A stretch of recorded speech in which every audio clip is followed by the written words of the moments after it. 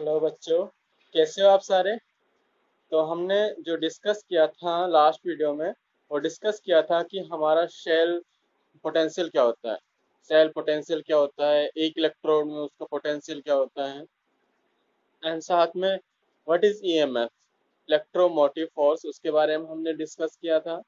And आगे जो हमने डिस्कस किया था, वो डिस्कस किया था कि किस तरीके से हम स्टैंडर्ड हाइड्रोजन इलेक्ट्रोड से उसका किसी का भी पोटेंशियल हम मेजर कर सकते हैं। ओके, तो इनके बारे में हम ऑलरेडी डिस्कस कर चुके थे। एंड अब जो हम डिस्कस करने वाले हैं वो एक इम्पोर्टेंट टॉपिक है। वो क्या है? नर्नेस्ट इक्वेशन। नर्नेस्ट इक्वेशन से मोस्टली आपके जो क्वेश्चन है न्यूमेरिकल टाइप्स का आ सकते हैं, या फिर आपको डायरेक्ट डेरिवेशन मिल सकता है। ओके, तो इसके बारे में हम आज डिस्कस करने वाले हैं। Okay, let's go. Nernst equation, तो साइंटिस्ट थे हमारे Walther Walther Hermann Hermann Nernst developed developed theory of electromotive force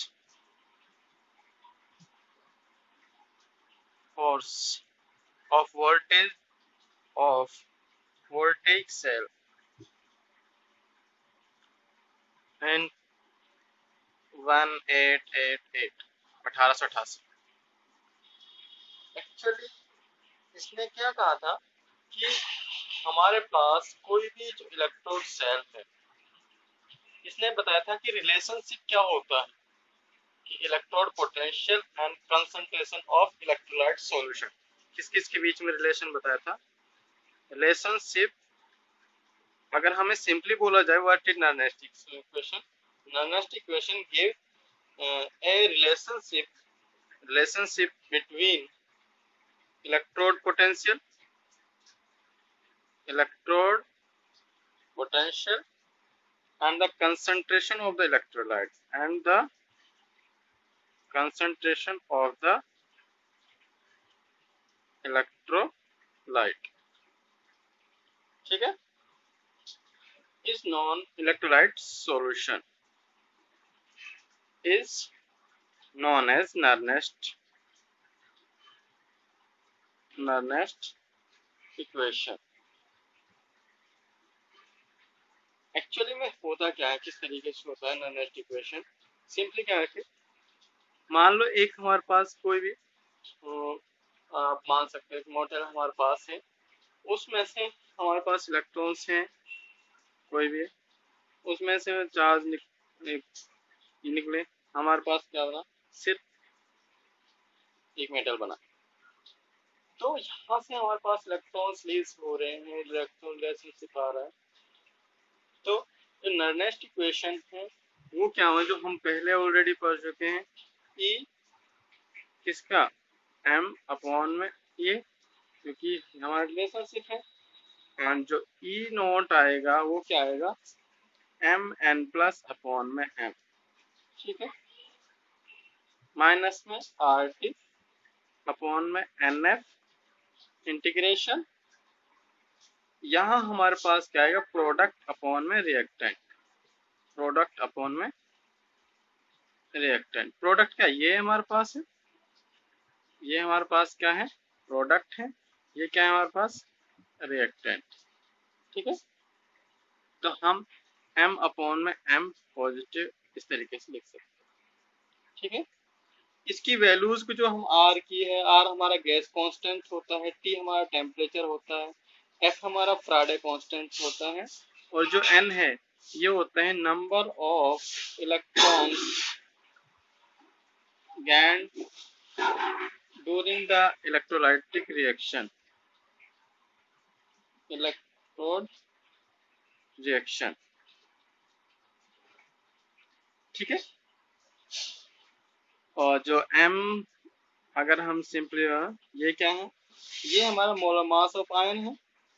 ठीक है, और अगर हम m की बात है, सिंपली आप इसको मोलर कंसंट्रेशन बोल सकते हो, मोलर कंसंट्रेशन ऑफ मेटल, ठीक है, इसकी molar concentration of ion, molar concentration of ion, ठीक है, एक आयन की, क्योंकि चार्ज है इसके ऊपर, ये हमारा सिंपल है, तो मोलर कंसंट्रेशन ऑफ मेटल, ठीक है।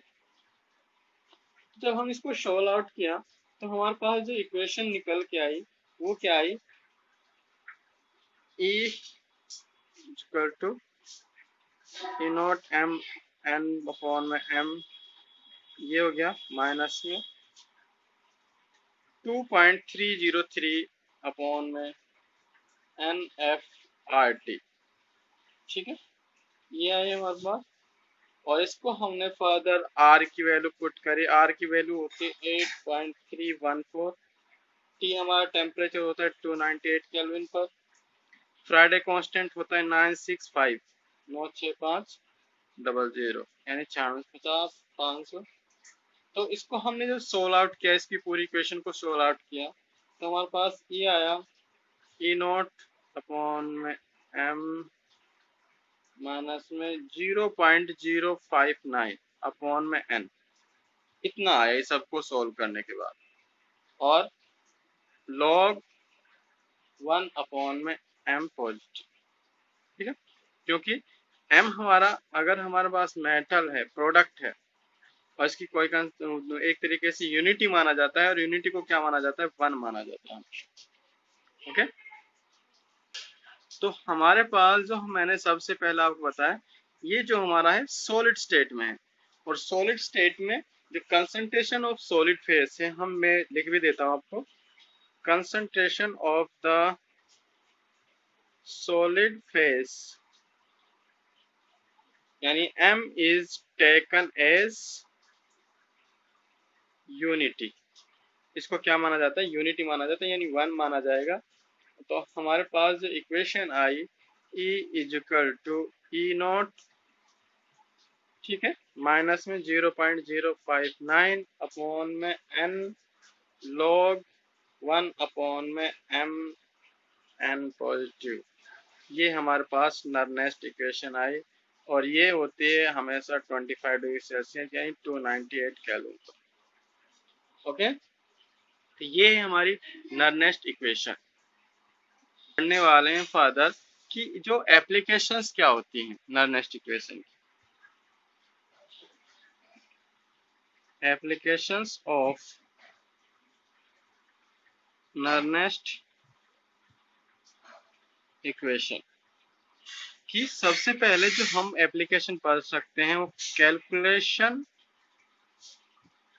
कैलकुलेशन ऑफ सेल पोटेंशियल,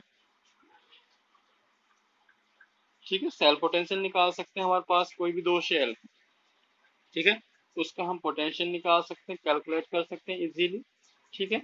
हमारे पास जिंक है, एक कॉपर है, हम दोनों, हम डेनियल सेल है मान लो, उसमें जिंक है और कॉपर है, दोनों का हम आपको सेल पोटेंशियल निकालना है तो हम इजीली निकाल सकते हैं, okay.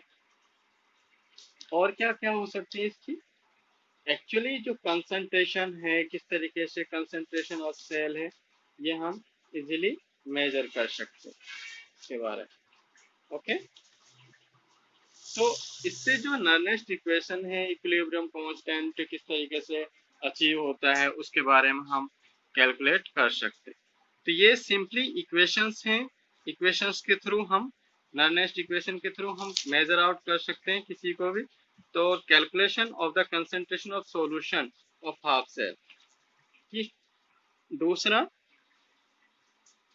Calculation of concentration of half cell, half cell ले लिया हमने, उसकी कंसंट्रेशन मेजर कर, ठीक है। तो ये दोनों चीजें हम इजीली इससे थ्रू मेजर आउट कर सकते हैं, और ये सिंपली इसकी एप्लीकेशंस है, ओके स्टूडेंट्स। तो आज की वीडियो में इतना ही, thank you guys, have a nice day. If you want to get my video notification immediately when I get uploaded on YouTube, you can subscribe my channel, and also you can click on bell icon to get immediate notification, and also you can like, subscribe and comment my channel. Okay, thank you, have a nice day.